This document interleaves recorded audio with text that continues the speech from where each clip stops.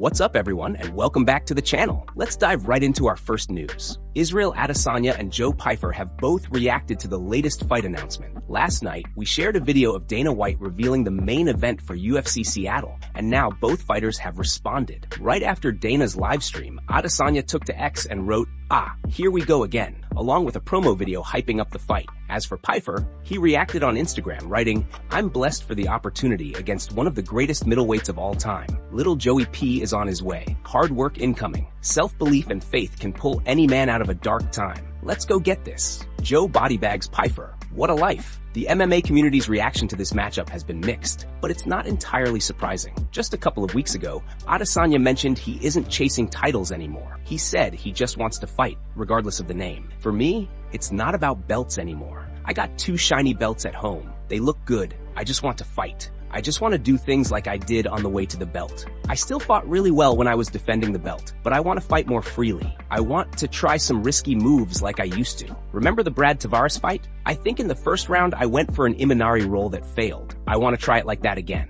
Pyfer's reaction shows he's fully embracing the challenge, ready to put in the work and face one of the sport's top middleweights head-on. His words highlight his focus and determination, showing fans that he's coming into this fight mentally strong. Meanwhile, Adesanya's excitement to just fight freely adds a layer of unpredictability that makes this matchup even more intriguing. Fans are now buzzing about how this fight will unfold, with both fighters bringing contrasting mindsets. One chasing legacy and freedom in the octagon, the other determined to seize a big opportunity. The anticipation is growing as the fight date approaches, and this matchup is shaping up to be one of the most talked about events in MMA right now. With both Israel and Pyfer speaking out, it's clear that the UFC Seattle main event is already making waves and setting up for some explosive action inside the octagon. This fight promises high stakes, big energy, and memorable moments for all MMA fans. And before we continue, make sure to leave a like on the video and subscribe to support the channel. Moving on to another news. Paddy Pimblett is planning to strike just like Max Holloway against Justin Gaethje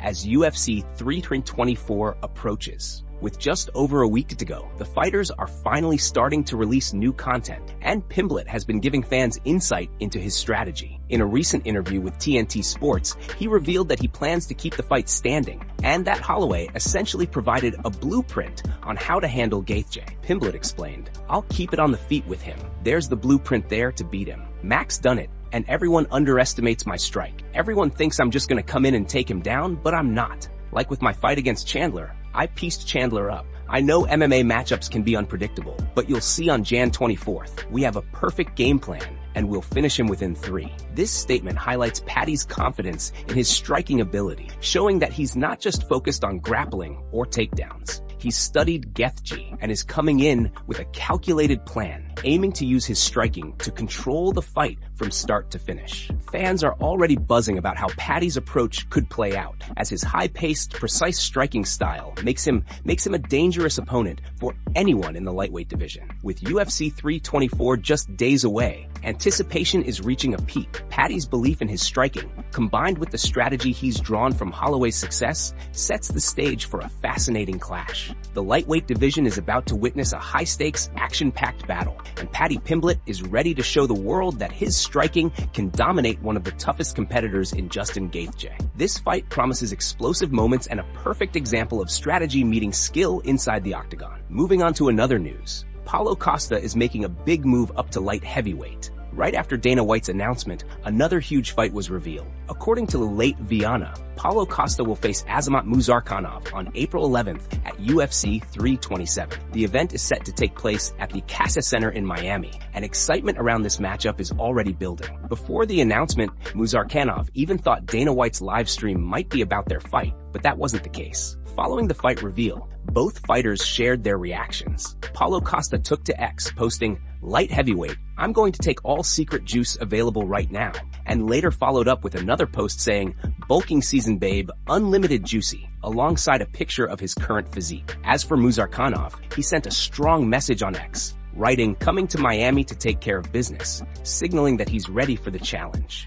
Paulo Costa comes into this fight after a victory over Roman Kopylov back in July. He was originally scheduled to fight Bruno Ferreira on March 7th, but he had to pull out. Despite that, Costa is focused and motivated to make an impact in the light heavyweight division. On the other side, Azamat Muzarkanov has been unstoppable in the UFC, holding a perfect 6-0 record in the promotion and 16-0 as a professional fighter. His last fight at UFC 321 against Alexander Rakic ended with an impressive knockout, showcasing his power and precision in the octagon. This matchup is shaping up to be one of the most exciting fights in the division, as both fighters bring contrasting styles and impressive records. Costa's move up in weight is sure to test his skills against a dominant opponent like Muzarkanov, while Muzarkanov's undefeated streak adds extra pressure and hype to the fight. Fans are eagerly anticipating this clash, knowing it promises explosive action and high stakes inside the octagon. With both Paulo Costa and Azamat Muzarkanov ready to make statements,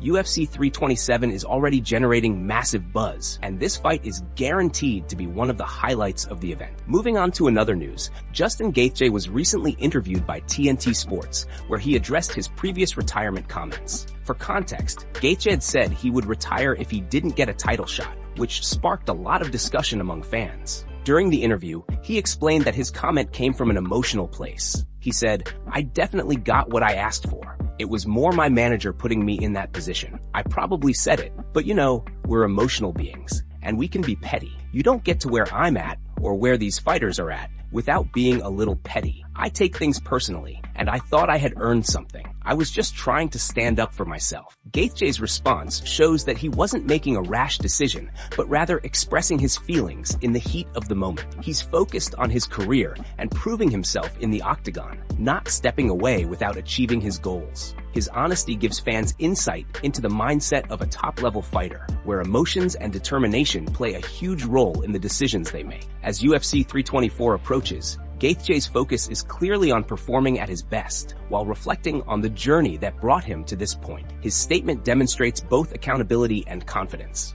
reinforcing that he's motivated to compete and show his skills against the toughest opponents in the lightweight division. This adds another layer of anticipation for fans watching his next fight. Moving on to another news, Justin Gaethje revealed in an interview that he wants Ilia Topuria to move up so he can face Max Holloway at the White House card. He said, "I hope Max Holloway wins. I hope Ilia goes up so I can fight Max on the White House card, take the BMF belt, and the championship." If this plan unfolds as Gaethje envisions, it raises questions about Arman's path in the division and whether he's willing to wait longer than a year for a title shot, as the lightweight picture could shift dramatically. Moving on to another news, Jorge Masvidal revealed what his dream matchup in boxing would have been. He said that when he held a belt and Canelo had his, a fight between them would have been a mega event. Masvidal explained that such a matchup would have broken all types of records in gates and overall boxing attention. Boxing-wise, I don't even belong as a sparring partner to an extent to Canelo, but in a fight, anything can happen, he said. He added that Canelo would have been the perfect opponent for him back in 2019 or 2020, when talks of potential matchups were circulating. Masvidal described it as a legendary opportunity, one he would have loved to experience. The excitement and scale of the fight, he explained, made it a dream scenario for him, combining skill, challenge, and spectacle. Even though he acknowledges the difference in boxing level, the unpredictable nature of a fight is what made it appealing. For Masvidal, choosing Canelo as a dance partner in the ring would have represented the ultimate test, the kind of fight that fans remember for years. It was a combination of respect, competition, and the thrill of a once-in-a-lifetime matchup, making it a standout moment in his career ambitions. Moving on to another news, Justin Gaethje opened up about the possibility of retirement if he ever gets knocked out again. He explained that he had always kept track of how many wars he had left in him, and now, after experiencing a knockout, that number has changed. One more knockout. I went to sleep. That was before that I'd never been put to sleep. If I were to get put to sleep again,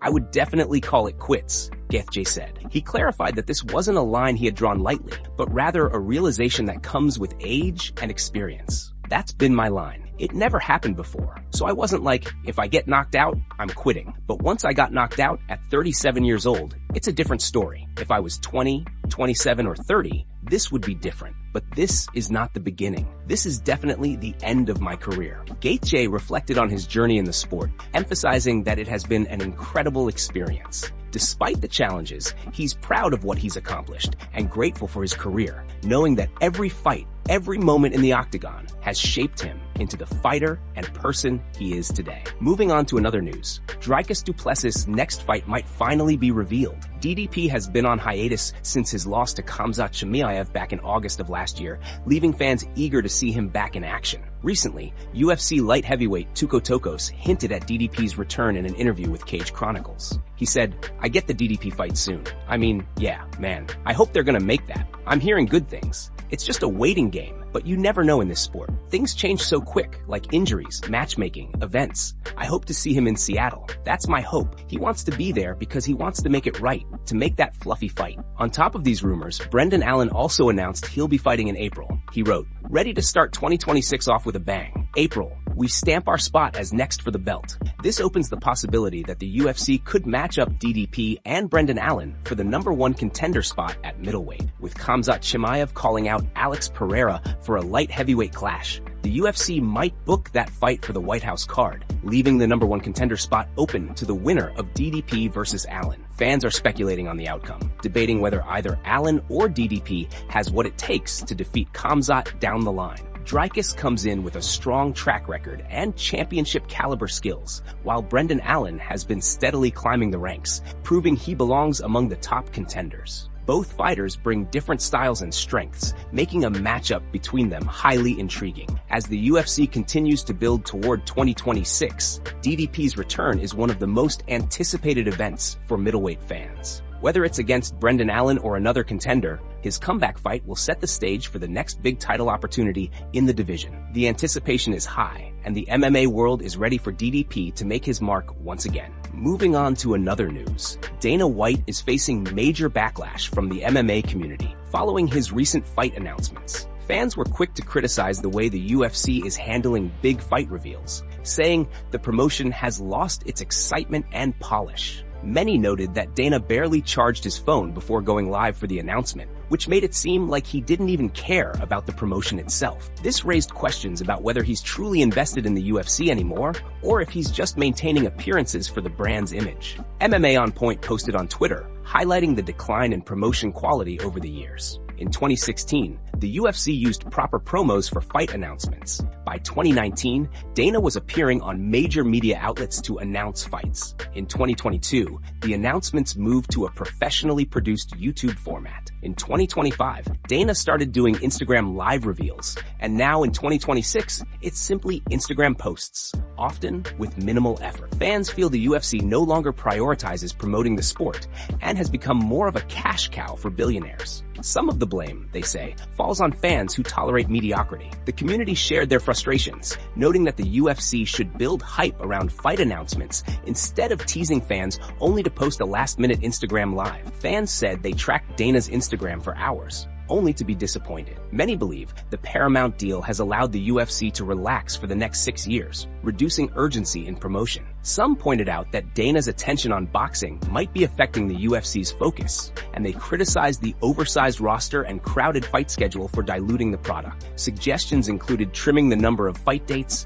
avoiding women headlining events unnecessarily, and rethinking how announcements are hyped. Many feel the UFC would improve once Dana and Hunter are no longer in charge. Fans want big announcements to feel meaningful again, not just a build-up to a fight night main event. The backlash highlights the tension between the UFC's growing business empire and the community's desire for a product that feels exciting, strategic, and professionally promoted. The reaction to Dana's latest announcements shows that fans still care deeply about how the sport is presented and are not afraid to call out what they see as declining standards. Moving on to another news, Khamzat Chimaev is facing serious scrutiny after his fight with Dricus du Plessis, as new accusations of PED use have surfaced. The middleweight chaos has taken a new turn after Merab Dvalishvili's coach, Ray Longo, publicly suggested that Chimaev may have used performance-enhancing drugs while training under his new coach, Sam Calavita. UFC commentator John Anik also engaged with the discussion, highlighting the implications as they broke down the middleweight title picture and Chimaev's dominant octagon performances. Longo pointed out that Chimaev deliberately chose to work with TJ Dillashaw's strength and conditioning team, a squad notorious for fighters being caught using banned substances, including Dillashaw himself during the infamous EPO scandal following his fight with Henry Cejudo. Longo argued that this choice is far from a coincidence, especially when considering the latest photos of Chimaev looking more muscular and jacked than ever. Fans and analysts are questioning whether his insane conditioning is purely the result of hard work and genetics. John Anik agreed that the angle is intriguing, noting the chatter intensifies as people speculate Chimaev may have turned to EPOs to fix lingering stamina issues from a virus infection he suffered years ago. Despite the speculation, Chimaev's team has remained quiet, and he continues to dominate the division, making the story unlikely to fade anytime soon. During the discussion, Anik emphasized, "Somebody told me he's working with a Dillashaw strength coach, Coach Cal. Oh yeah, what a gym he is. I knew nothing about Dillashaw. But what a bunch of cheating guys. Good luck to you. You couldn't figure that out. That's the first bad sign. I'd have him triple tested before he gets in there. The guy's already huge. They're gonna jack him up on some stuff now. That's going to be a problem." Anik continued, saying that many fans are misinformed about the situation. Out of all the strength coaches, go to the guy with the track record we're talking about. It is what it is. It's the art of war. That's a pretty interesting choice to make. Go to the guy with intimate familiarity with EPO. The conversation reflects growing concern among the MMA community about Chimaev's methods,